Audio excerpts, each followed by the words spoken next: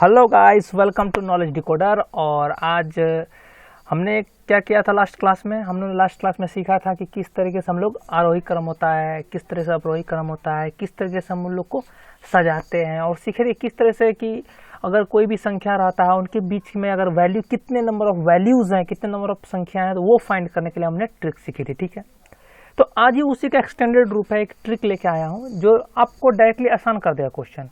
इसमें ज़्यादा करने की कोई ज़रूरत ही नहीं है, थोड़ा सा करोगे आंसर आपका आ जाएगा। ठीक है, देखो क्या करते, देखो ध्यान समझना। देखो ट्रिक ये है अपना कि इसे मान लो निकालना है n अंकों की कुल संख्या। अब देखो एक्चुअली n जो लिया हूं ना, ये n यहाँ कुछ भी हो सकता है, इसलिए इसको n मान लिया हूं। आगे क्वेश्चन कराऊंगा तो समझ में आएगा। ठीक है, n अंकों की कुल संख्या जो होगी उनका होता है रूल n अंकों की बड़ी संख्या, सबसे बड़ी संख्या मीन्स माइनस n-1 अंकों की बड़ी संख्या। ये रूल है। अगर कभी भी n अंकों की कुल संख्या निकालनी हो तो फॉर्मूला होता है n अंकों की कुल संख्या इज इक्वल टू n अंकों की बड़ी संख्या माइनस n-1 अंकों की बड़ी संख्या। ये भी सबसे बड़ी संख्या है, ये भी सबसे बड़ी संख्या है। ठीक है, चलो देखते हैं। सर इसका क्वेश्चन बताइए, सर समझ नहीं आता सर। तो चलिए क्वेश्चन करते हैं ना, दो तीन प्लेंटी ऑफ क्वेश्चन करेंगे, ज़्यादा ज़्यादा क्वेश्चन करेंगे तो आपको समझ में आएगा कि किस तरीके से हम लोग क्वेश्चन को सॉल्व कर रहे हैं। ठीक है, तो चलो देखो एग्जाम्पल देखो। इससे मान लो हमको निकालना है 2 अंकों की कुल संख्या, मान लो निकालना है। ठीक है, तो अब बताओ 2 अंकों की कुल संख्या, तो यहाँ पे 2 है, तो मतलब क्या 2 अंकों की, यहाँ होता है ना कि n अंकों की कुल संख्या था, तो यही n यहाँ पे था, तो n अंकों की बड़ी संख्या मतलब 2, तो 2 अंकों की बड़ी संख्या।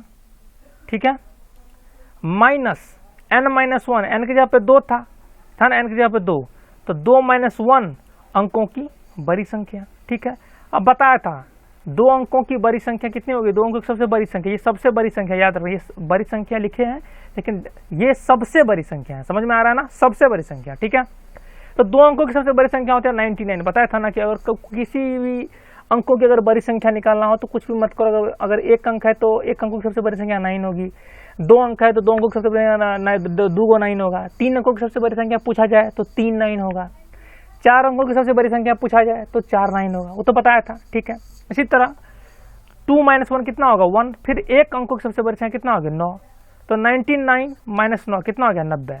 तो ये जो 90 होगी ना, ये 2 अंकों की कुल संख्या होगी। ठीक है, चलो अगला क्वेश्चन करते, देखो समझो, समझ में आ रहा है ना, कंसेप्ट समझो। ये n की जगह पे 2 था, हम लोग पुट करते चले गए, n की जगह पे 2, ये n-1 था, 2-1। ठीक है, चलो आगे बढ़ते हैं।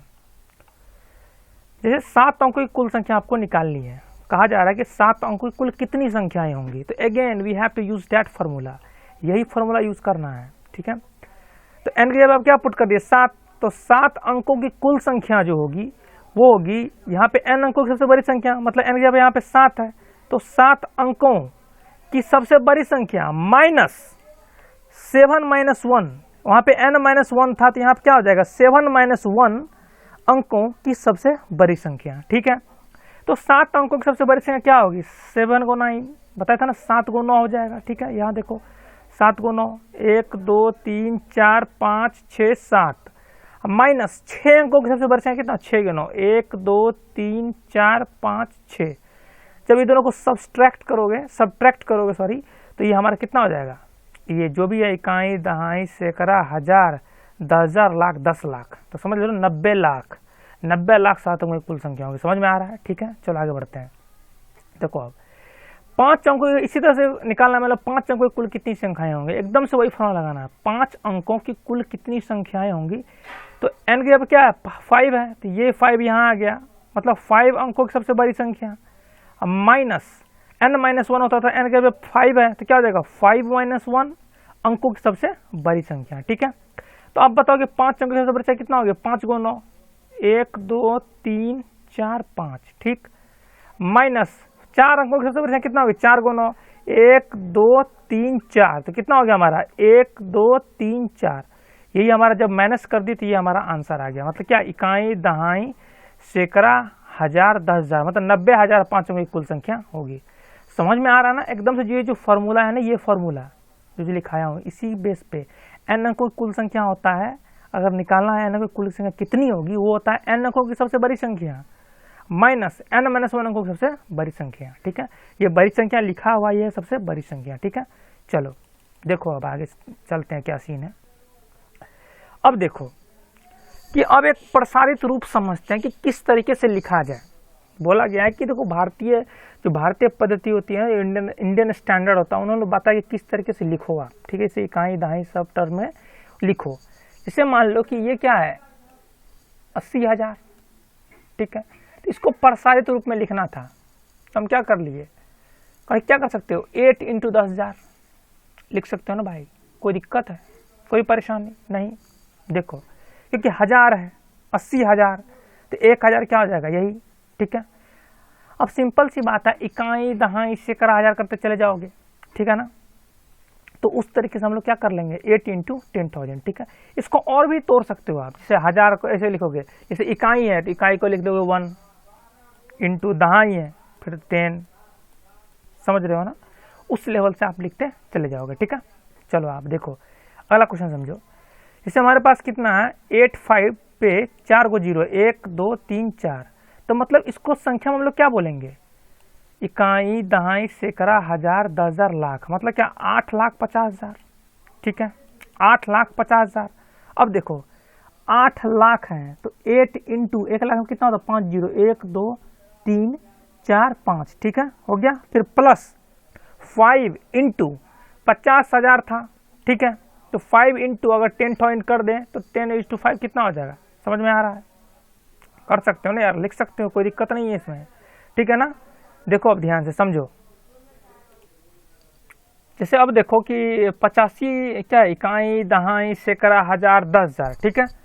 तो हमारे पास क्या है 85,400 है, ठीक है। इसको लिखना है तो नहीं लिख सकते हो क्या, बताओ, आराम से लिख सकते हो। अगेन वही हमारा जो रूल है, देखो 85,400 है तो लिख सकते हो ना, इसको संख्या में हम लिख सकते हैं 85,400, तो 85,000 है तो क्या किया ना कि 8 × 10,000 लिख लिए, मतलब क्या 10 8 80,000, ठीक है। 80,000 हो गया, फिर 5 × 1,000 कर लिए, तो मतलब 5,000, 80,000 यहाँ पे 5,000 यहाँ पे, क्या हो गया 85,000। ये 400 था तो ये हो गया हमारा कितना 400, तो हमारे के पास क्या आ गया 85,400, ठीक है, समझ में आ गया। अब देखो कि सर ये सब क्यों कर रहे हैं सर, देखो एक्चुअली में बताया था ना, इकाई होता है 1, दहाई होता है 100, फिर 1,000, फिर 10,000, वही किए हैं। यहाँ पे देखो इकाई अगर कुछ नहीं तो क्या मानेगो 1 मानोगे, है ना, ठीक है। दहाई के देखो 100, फिर 1,000, फिर 10,000, समझ रहे हो ना, इसलिए वो किए हुए हैं, क्योंकि इकाई दहाई का कंसेप्ट क्लियर होगा, इकाई दहाई सैकड़ा हजार उसी लेवल के लिए, उसी चीज़ को करने के लिए हम लोगों ने ये किया है, ठीक है। चलो आगे क्वेश्चन देखते हैं, तो और अच्छा है, देखो ध्यान से देखना। हमारे पास कितना है इकाई दहाई सैकड़ा हजार 10,000 लाख, ठीक। तो हमारे पास है 8,54,965, ठीक। अब लिख लेना 65 को लिख लेना हिंदी में, ये 54 को लिख लेना हिंदी में, हिंदी में लिखना होता है। मैंने भले 85 लिखा है यहाँ पे, लेकिन आपको ये संख्या हिंदी में लिखनी है कि 85 85, ठीक है ना, उस लेवल पे लिखनी होती है, ठीक है। चलो बात करते हैं, देखो ध्यान से समझो। फिर से अगेन 8 लाख है तो 8 × 1 लाख प्लस, अब 8 लाख हम लोग लिख लिए, हम हमारे पास 54,000, मतलब क्या 50,000 तो होगा ही, फिर 4,000 होगा, 50,000 का क्या लिखिएगा 5 × 10,000 प्लस 4,000 को लिखिएगा 4 × 1000 प्लस 965, 900 तो 900, अब प्लस 65 × 1, 65 था 65 × 1, यहाँ देखो 65 × 1, समझ में आ गया ना। तो इस तरीके से हम लोग लिख सकते हैं 8,54,965 को हम लोग इस तरीके से लिख सकते हैं, ठीक है। तो क्यों लिखे यहाँ से, फिर से अगेन इकाई रहे यहाँ भी सेटिस्फाई होगा, देखो ये इकाई हो गया 1 दहाई 100, ठीक है, 1 मिनट 65 × 1 है ना, तो देखो 65 × सॉरी ये जो ना सैकड़ा है, जैसे इकाई दहाई सैकड़ा करते हो ना, ठीक है ना। तो एक्चुअली जो इकाई होगा फिर दहाई होगा फिर सैकड़ा होगा। अब ये 4 × 100 को और आप एक्सपेंड कर सकते हो, ठीक है ना। तो यहीं भी से मान लो जैसे 65 है, ठीक है, तो क्या कर सकते थे यहाँ पे लिख सकते थे 60, समझ रहे हो ना, 6 × 10 कर लेते हैं, इकाई में क्या लेते 5 ले लेते, ठीक है ना। तो इसको आप लिख सकते हो प्रसारित रूप में, आप लिख सकते हो, कोई दिक्कत नहीं है, किसी भी तरीके से लिख लो, कोई दिक्कत नहीं है। लेकिन आप कोशिश करना कि इकाई दहाई सैकड़ा हजार 10,000 सबका यूज हो। जैसे यहाँ पे मैंने डायरेक्ट कर दिया है कि जैसे मान लो 4 × 100 कर दिया है, ठीक है। तो 4 × 100 करने का मतलब ये नहीं है कि अब इकाई अंक नहीं होगा। जैसे मान लो कि मेरे को 400 लिखना था, तो 400 लिखना था तो 4 × 100 कर लिए डायरेक्ट, क्योंकि इसमें सैकड़ा का अंक आ गया, कोई इसमें आपको दहाई का कोई चक्कर ही नहीं था, डायरेक्ट सैकड़ा पे काम खत्म हो जाता तो कोई दिक्कत नहीं था। लेकिन इस पॉइंट पे क्या आ रहा था ना कि सैकड़ा तो हो जा रहा था, फिर हमको 65 था, तो 65 को लिख सकते हैं ना क्या, 6 × 10 + 5, तो 5 हमारा इकाई हो जाएगा। फिर दहाई के स्थान पे 10 × 6 से करोगे तो 10 × 60 + 5, तो हमारा हो गया ना इकाई, दहाई, सैकड़ा, हजार, 10,000, फिर लाख। ठीक है, समझ में आ रहा ना, वही कंसेप्ट है। अब मान लो कि कहीं पे यूजी नहीं है, जैसे मान लो 400 था, यही सैकड़े पे काम खत्म हो जा रहा था, तो हम क्यों दहाई लिखे, समझ में आ रहा ना। अगर काम खत्म नहीं हो रहा है तो हम लोग को लिखना ही पड़ेगा। ठीक है, चलो ठीक है, तो चलो आगे देखते हैं कि आगे क्या सीन है। ठीक है, क्वेश्चन देखते हैं आगे क्या सीन हमारा बनता है। ठीक है ना, चलो देखो आगे क्या, ये तो समझ में आ गया ना, इकाई, दहाई, सैकड़ा, हजार, 10,000, लाख, उस फॉर्म में आप लिखते चले जाओगे। यहाँ 65 × 1 को बताया था, 60 इंटू कर लोगे 10 + 5, तो 5 इकाई हो गया, फिर 10, फिर 1000, देखो उसी तरीके से चलते चले गया है। यहाँ सैकड़ा था, फिर देखो हजार, 10,000, समझ में आ रहा ना। यहाँ 10,000 डायरेक्ट लिख लिए थे, तो फिर 1 लाख, क्योंकि इससे जरूरत ही नहीं, इससे आगे लिखने की यहाँ पे कोई जरूरत नहीं। जरूरत रहेगी तब ना लिखेंगे भाई, क्योंकि यहीं पे आके खत्म हो जा रहा था, तो इससे हम आगे क्यों ही लिखे, आप ही बताओ, इससे हम आगे क्यों ही लिखे। ठीक है, समझ में आ रहा था। ठीक है, अब देखो समझो। ठीक है, हमेशा इकाई, दहाई, सैकड़ा करके चले जाओगे, और जो जहाँ पे जरूरत नहीं है तो वहाँ तुम लोग नहीं लिखेंगे। ठीक है, यहाँ पे जरूरत थी तो हम लोग लिखे 65 × 1 था, इसको लिख लिए थे 6 × 10 + 5, मतलब 10 × 60 + 5 किए थे। ठीक है, समझ में आ गया। चलो आगे बढ़ते हैं।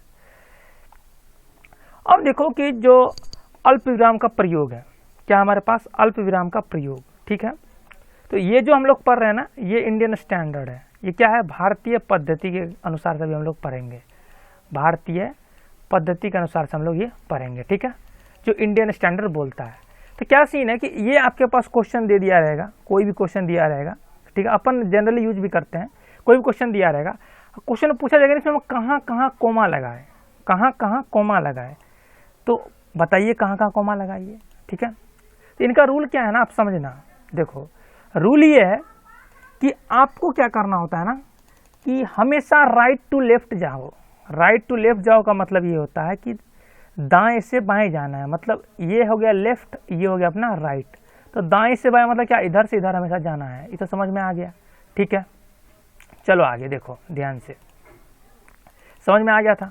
देखो अब ध्यान से, जब देख लिए, पहला रूल क्या था हमें लोग को, कि हमेशा राइट से लेफ्ट जाना है, तो दाएं से बाएं जाना है। ठीक है, तो रूल क्या बोला ना, कि जो भारतीय पद्धति जो बनाए हैं उन्होंने बोला कि सबसे पहला कोमा आप जो है ना वो डालो 3 अंकों के बाद। ठीक है, मतलब क्या, राइट से, ये राइट पॉइंट है, ये दायां से 3 अंक के बाद, 1 2 3 के बाद यहाँ पे देख लिया।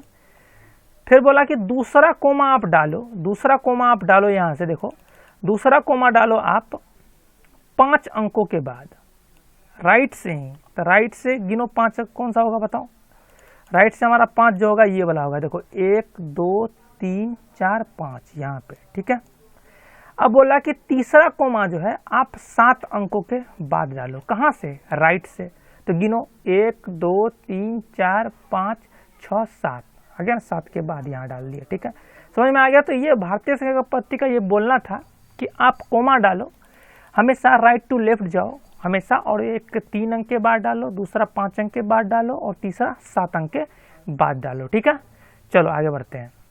इसी तरह क्वेश्चन था, ये दिया हुआ तो क्वेश्चन में कहाँ कहाँ कोमा लगाएंगे, तो हम जानते हैं राइट टू लेफ्ट जाना है, पहला 3 अंक के बाद, 3 अंक के बाद लगा दिए, दूसरा 5 अंक के बाद यहाँ से लगा दिए, फिर 7 अंक के बाद 1 2 3 4 5 6 7 अंक के बाद लगा दिए। इसी तरह इसमें भी कर लोगे, कर ही लोगे, अब बुझियार हो गए हो, तेज हो यार, अब तेज हो गए हो, पढ़े नहीं तेज तब तेज हो गए हो, कर लोगे। जैसे 3 अंक के बाद लगाना है तो 1 2 3 के बाद लगा दिए, इसी तरह 5 अंक के बाद लगाना था तो 1 2 3 4 5 अंक के बाद लगा दिए, फिर क्या लगाना होता था, 7 अंक के बाद होता था, 1 2 3 4 5 6 7, 7 अंक के बाद लगा दिए। ठीक है, तो ये पता चलेगा हम लोग किस तरीके से कोमा लगा सकते हैं, हम लोग भारतीय पद्धति जो फॉलो करेंगे उसमें। लेकिन बोला कि अंतर्राष्ट्रीय संख्यान पद्धति में क्या करिए, क्या कीजिएगा, कहाँ कहाँ कोमा लगाइएगा। तो इनका रूल ये बोला ना कि यहाँ भी आपको राइट टू लेफ्ट ही जाना है, राइट टू लेफ्ट ही जाना है, यहाँ भी मतलब दाएं से बाएं ही जाना है, दाएं से बाएं ही जाना है। ठीक है, समझ में आ रहा है।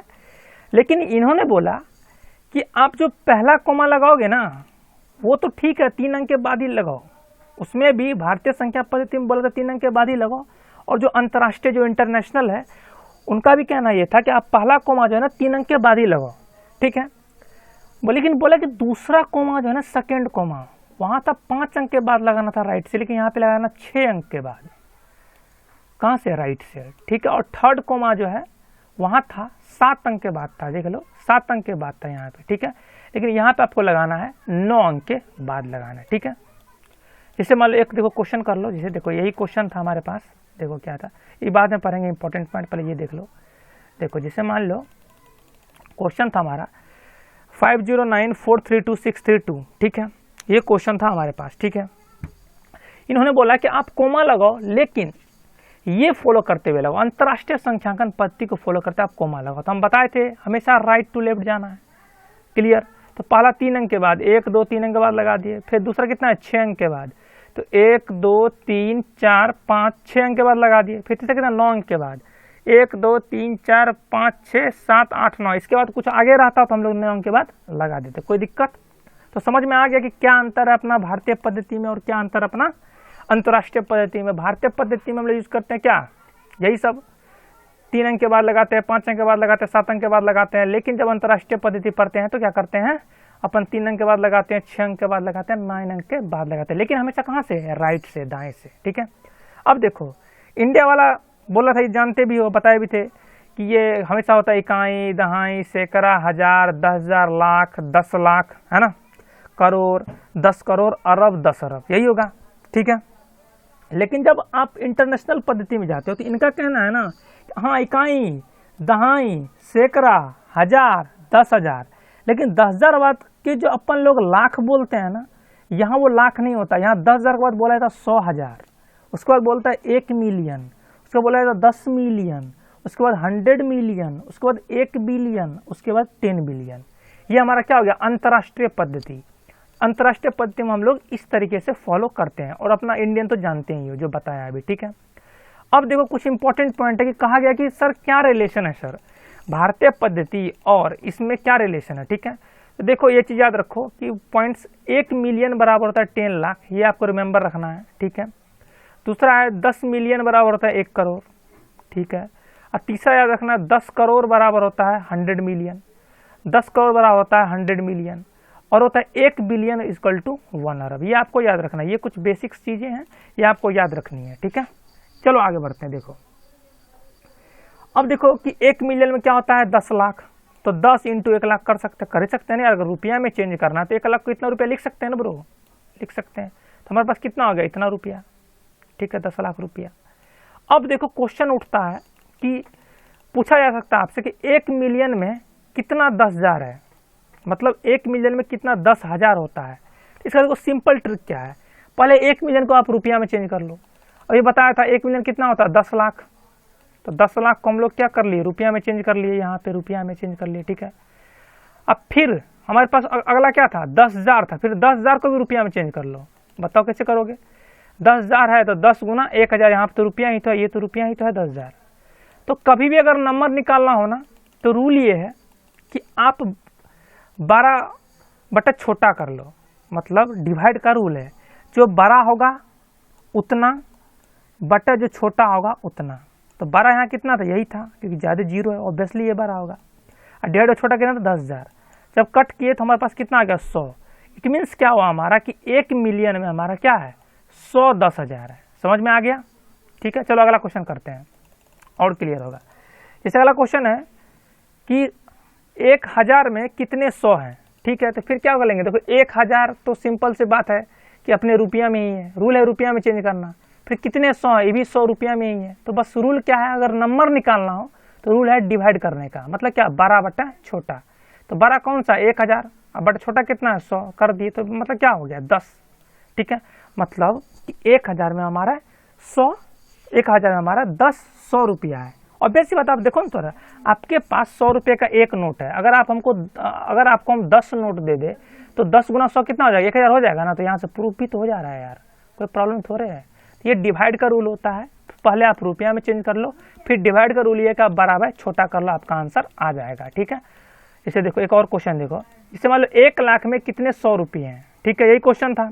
देखो हमको नंबर निकालना था, तो रूल क्या था, 1 लाख को पहले आप बदल लो, कितना रुपया में बदल लिए, फिर 100 रुपया तो था ही, तो रूल क्या था, बड़ा बटे छोटा। 1 लाख था तो 1 लाख कर लिए, 1 पे 5 जीरो, 1 2 3 4 5 रुपया बट्टा 100 रुपया, कट किए तो हमारे पास कितना हो गया, 1000। मतलब क्या कि 1 लाख में हमारा 1000 100 रुपये का नोट है, मतलब 100 रुपये का हमारे पास 1000 नोट है। समझ में आ रहा है ना कंसेप्ट? देखो क्लियर करते जाना कंसेप्ट, टेंशन नहीं लेना है। इसी तरह क्वेश्चन है 1 बिलियन में कितने मिलियन होते हैं, ठीक है, तो फिर अगेन आपको रुपया में चेंज करना है।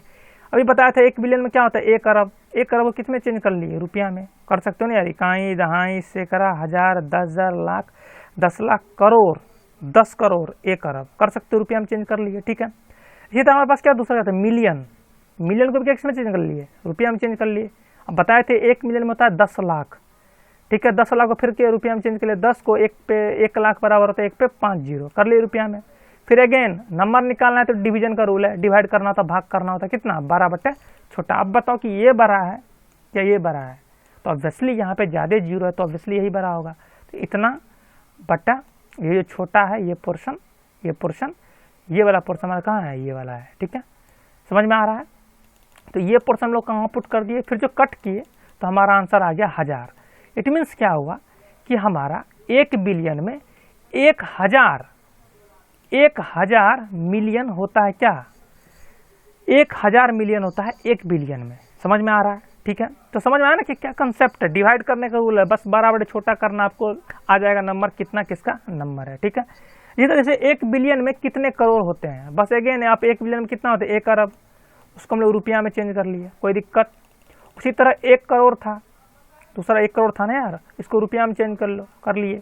फिर अगेन क्या पूछ रहा है, नंबर पूछ रहा है, बड़ा बटे छोटा कर लो, बड़ा बटा छोटा, ठीक है, क्या कर लेना है, बड़ा बटे छोटा। समझ में आ रहा होगा, क्योंकि ये देखो ये रूल है, ऑब्वियस सी बात है कि बिलियन बड़ा है, ऑब्वियस सी बात है बिलियन बड़ा होगा, वो 1 करोड़ से तो बिलियन बड़ा ही होगा, तो ऑब्वियसली अगर बड़ा बटे छोटा करोगे तब ना एक बड़ा वैल्यू आएगा। समझ में आ रहा है ना, बड़ा बटे छोटा कितना होगा हमारा, 100 करोड़। 100 करोड़ होते हैं 1 बिलियन में। समझ में आ रहा है ना, यही कंसेप्ट है हमारा। ऑब्वियसली तो जो चीज़ बड़ा होगा तो क्या हो जाएगा, बड़ा बटे छोटा, क्योंकि ऑब्वियसली 1 बिलियन और 1 करोड़ में कौन सा बड़ा है, 1 बिलियन बड़ा है, तो क्या हो जाएगा, बड़ा बटे छोटा। इसी तरह यहाँ भी देखो, जैसे यहाँ भी देखो 1 बिलियन और 1 मिलियन में कौन सा बड़ा है, तो 1 बिलियन बड़ा है, तो क्या हो जाएगा, बिलियन बटे मिलियन, वही किए तो बिलियन बटे मिलियन। इसी तरह देखो कि 1 लाख और 100 रुपया में कौन सा बड़ा है, 1 लाख बड़ा है, तो क्या हो जाएगा 1 लाख बट्टा 100 रुपया। समझ में आ रहा है ना, बड़ा बटे छोटा। जैसे 1000 है, 100 रुपया कौन सा बड़ा है, तो 1000 बटे 100 रुपया। समझ में आ रहा है ना, तो उस तरीके से बड़ा बटे छोटा करते चले जाना, आपको नंबर मिलते चले जाएगा, ठीक है। हिसाब से कर लेना कि कब बड़ा बटा छोटा करना है, ठीक है ना। चलो अब देखो, अब ये बहुत कन्फ्यूजन वाली चीज़ें होती है, ये चीज़ समझो बहुत ध्यान से।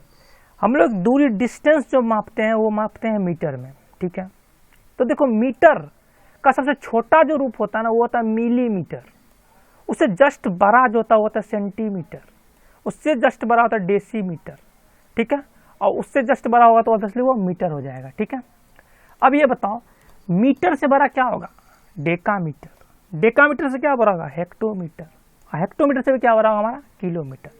तो ये जो चीज़ें हैं ये आपको कैसे याद रहेगी कि सर सीक्वेंस में कैसे याद रखें। लेकिन चीज़ देखो कि मीटर तो सब में लगा ही हुआ है, तो आप ऐसे याद रखो ना, milli centi deci metre deca hecto kilo, ठीक है, milli centi deci metre deca hecto kilometre, ठीक है, ऐसे याद रख सकते हो, ठीक है। अब देखो मिलीमीटर को हमेशा अगर दर्शाना होता तो mm में लिखते हो, सेंटीमीटर को cm में लिखते हो, मीटर को m में लिखते हो और किलोमीटर को km में लिखते हो, ठीक है। अब देखो रूल क्या है, कभी भी अगर कोई भी चीज़ नीचे से अगर ऊपर जाएगा तो उसमें के लिए आप गुना करोगे, ये रूल समझ लो। कोई भी चीज़ अगर नीचे से ऊपर जाएगा तो उसके लिए गुना करेंगे, और कोई भी चीज़ अगर ऊपर से नीचे आएगा उसके लिए हम लोग भाग करेंगे, ठीक है। ये चीज़ समझ में आया, ये कंसेप्ट समझ में आया ना। पहले तो ये सीख लो कि मिली, मेरे साथ बोलो, milli centi deci metre deca hecto kilometre, ठीक है। और अगर नीचे से ऊपर जाओगे तो गुना करना है, ऊपर से नीचे होगा तो भाग करना है, ठीक है।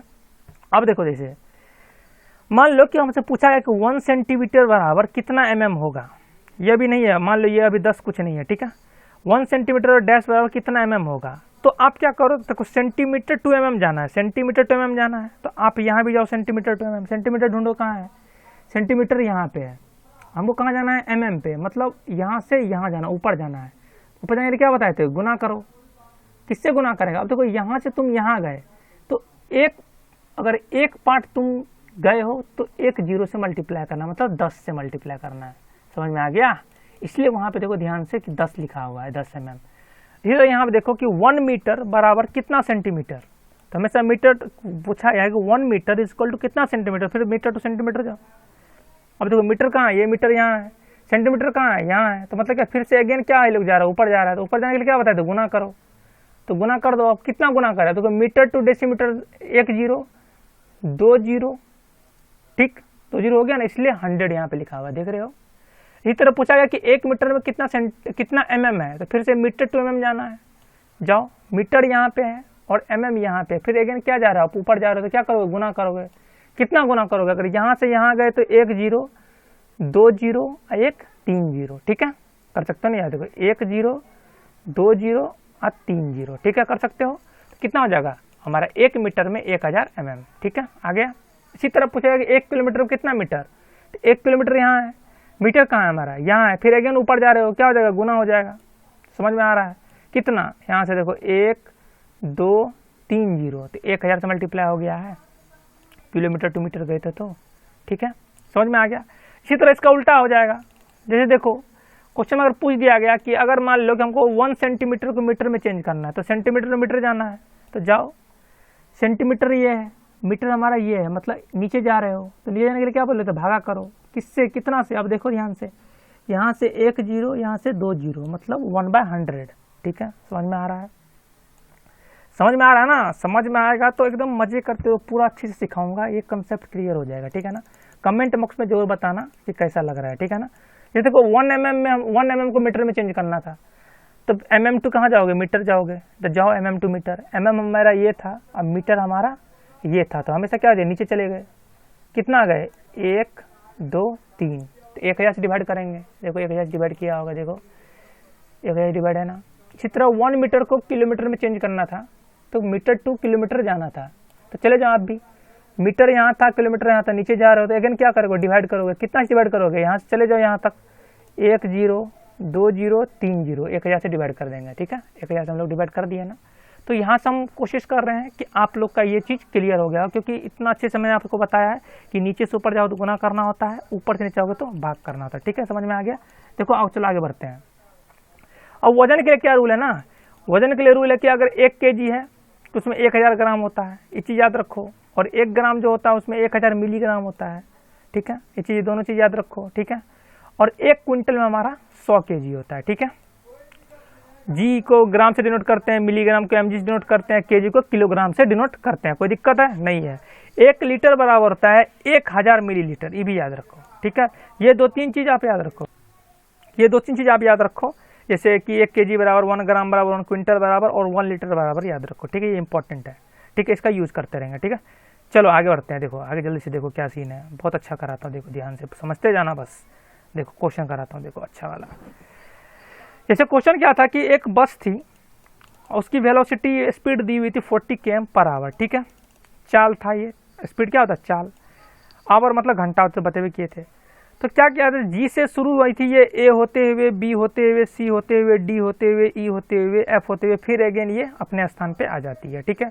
तो क्वेश्चन क्या है, देखो पढ़ो कि ए से डी कितनी दूरी है, तो ए अपना यहाँ है, डी यहाँ है, तो सबको जोड़ते हुए चले जाओगे, तो जोड़ लो भैया, 3000 प्लस 32 20 अब प्लस 2000, क्लियर, तो आ जाएगा। इसी तरह से डी से जी में कितनी दूरी है, तो डी से जी में देख लो क्या है हमारा, यहाँ अपना डी, ये अपना जी, तो जोड़ते चले जाओ, 4000 2000 500 है ना, सॉरी 500, तो वही किया, तो 4000 2000 500। सी से डी तक और डी से ई तक दूरियों का अंतर निकालिए, मतलब डिफरेंस लेना, सी से डी देखो, सी से डी कितना है 2000, माइनस अंतर है ना, अंतर क्या होता है, माइनस ही तो होता है यार, ठीक है, समझ में आ रहा है, माइनस ही तो होता है। और डी से ही जाना है, डी से कितना 4000, तो 2000 माइनस 4000, तो यहाँ पर होना चाहिए -2000। अब कभी सुने हो कि दूरी निगेटिव होती है, इसलिए यहाँ पे माइनस मैंने नहीं लिखा है। समझ में आ रहा है? दूरी निगेटिव थोड़ी हो सकती है भाई। ऐसे तो कैसे बोलते हो कि मैंने -2000 किलोमीटर चला है, कभी बोलते हो? बोल नहीं सकते हो, हमेशा पॉजिटिव ही होती है। ठीक है, समझ में आया क्वेश्चन? चलो एक क्वेश्चन और करते हैं। देखो अब इसी में बोला यार कि ए से बी जाने में कितना समय लगा। बंदा जब ए से बी गया तो कितना समय लगा, ये तुमको देखो कि दूरी दिया हुआ था और अगर स्पीड दिया हुआ था, चाल दिया हुआ था, तो आप लोग जानते होगे, बचपन में पढ़े होगे, और नहीं भी पढ़े हो तो अभी सीख लो। होता है चाल बराबर होता है दूरी बट्टा समय। हमको क्या निकालना था? समय। समय को इधर भेज दिए तो चाल इंटू समय बराबर दूरी। चाल दिया हुआ था 40 km per hour, 40 kilometre per hour, और समय को लिख लिए टाइम, टी से टाइम बराबर 3000 किलोमीटर। ये किलोमीटर इधर था, किलोमीटर इधर था, कट गया तो टी क्या हो जाएगा? 3000 इंटू आवर बटा 40। 3000 इंटू आवर 40 हो गया। देखो वहाँ से यहाँ से, तो यहाँ से सॉल्व किया तो हमारा टी कितना हो गया? 75 घंटा। तो मतलब 75 घंटे में बंदा ए से बी अपना पहुँच जाएगा। ठीक है, चलो अब देखो एक आध क्वेश्चन और सीखो। देखो ध्यान से सीखो। जैसे वर्ष 1991 में सहरसा की जनसंख्या इकाई दहाई जो भी है पढ़ लेना थी। वर्ष 2001 में पता चला कि जनसंख्या में इतना की वृद्धि होगी, मतलब बंदा बढ़ गया, जनसंख्या और बढ़ गया। ठीक है, तो बताए कि वर्ष 2001 में इस शहर की जनसंख्या कितनी थी। अब देखो सिंपल सी बात है कि 1991 में इतनी जनसंख्या है, ठीक, इतनी।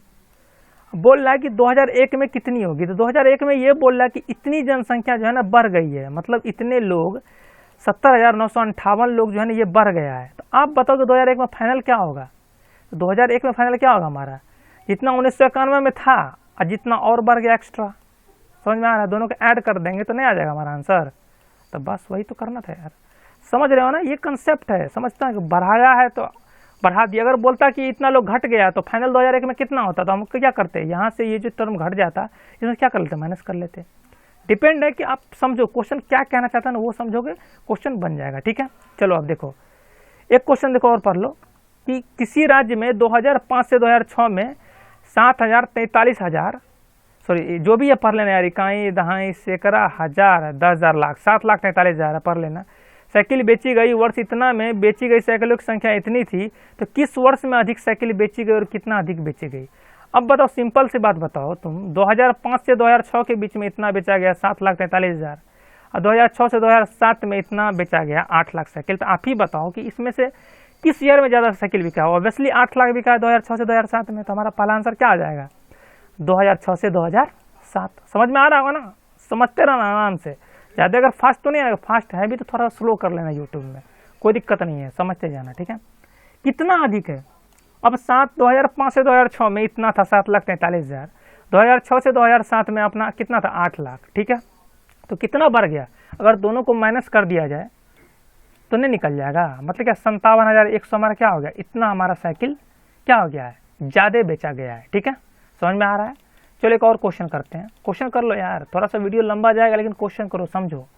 देखो क्या सीन है कि पुस्तकों को बनाने के लिए एक बहुत अच्छा कोई समझना है, कागज की 75,000 सीट उपलब्ध है। ठीक है, प्रत्येक सीट में पुस्तक से 8 पृष्ठ बनते हैं। ठीक है, अगला फिर है कि प्रत्येक पुस्तक में 200 पृष्ठ है। देखो लिखा हुआ है उपलब्ध कागज से कितनी पुस्तकें बनाई जा सकती हैं। ठीक है, क्वेश्चन समझना। देखो बंदा क्या बोल रहा है कि एक सीट से 8 पृष्ठ बनते ही, तो बोल रहा है प्रत्येक सीट से 8 सीट बनते हैं, 8 पृष्ठ बनते हैं, तो ऑब्वियसली 8 पृष्ठ इंक्लूड करके हम लोग इसको इधर ले आए और इसको इधर भेज दिए, कर ही सकते हैं। 8 पृष्ठ से कितना सीट बनेगा, क्योंकि एक सीट से 8 पृष्ठ बनते हैं, तो 8 पृष्ठ से ऑब्वियसली फिर से एक सीट बनेगा। तो ऑब्वियसली हमको 200 पृष्ठ है हमारे पास। कितना हमारे पास है? 200 पृष्ठ हमारे पास है। तो 8 पृष्ठ में हमारा एक सीट बन रहा था, तो एक पृष्ठ के निकाल लेंगे, क्या हो जाएगा, ये 8 मल्टीप्लाई तो 8 क्या हो जाएगा, 1/8 डिवाइड हो जाएगा, मतलब इतना सीट एक पृष्ठ में बनेगा। हमारे पास कितना है? 200 पृष्ठ है, तो 200 पृष्ठ के निकाल लें, कर लो 200 पृष्ठ के लिए, क्या हो जाएगा 1/8 इंटू 200, इसको कैलकुलेट कर लोगे ना, 2 चौके 8 कर लोगे 25, तो हमारे पास कितना आ गया, 25 सीट आ गया। ठीक है, समझ में आ रहा है? अब देखो ध्यान से, मतलब अब ये भी बोला है कि प्रत्येक पुस्तक में 200 पृष्ठ है, मतलब ये जो 200 पृष्ठ है इसका मतलब क्या है, ये एक पुस्तक डिनोट कर रहा है। ये जो 200 पृष्ठ है ये क्या डिनोट कर रहा है, एक पुस्तक डिनोट कर रहा है, मतलब कि एक पुस्तक में 25 सीट है, मतलब 25 सीट से हमारा एक पुस्तक बनता है।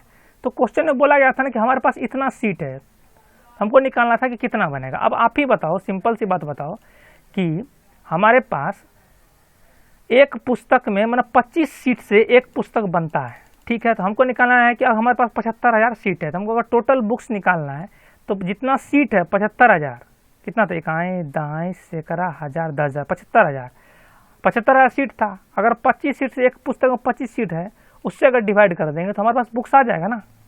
मतलब क्या, हमारे पास 3,000 बुक्स। नहीं समझे, देखो जैसे देखो 25 सीट में हमारा कितना बुक है, एक बुक है, तो एक सीट में कितना होगा 1/25, तो इसीलिए 75,000 सीट में कितना होगा, इसमें 75,000 से मल्टीप्लाई अगर कर दोगे 75,000 से तो हो जाएगा ना 75,000/25, ठीक है। तो हमारे पास कितना आ गया 3,000 बुक्स, ठीक है।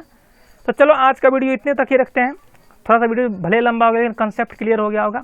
देखो नीचे टेलीग्राम का लिंक होगा, वो ज्वाइन कर लेना। देखो यार, तुम लोग इसको शेयर करो, लाइक करो और सब्सक्राइब जरूर करो, बगल में बेल आइकन रहेगा उसको जरूर दबाना, क्योंकि जिससे ही मैं वीडियो डालूंगा वो आपके पास पहुंच जाएगा, ठीक है ना। चलो ठीक है, थैंक यू, चलो ओके, चलो।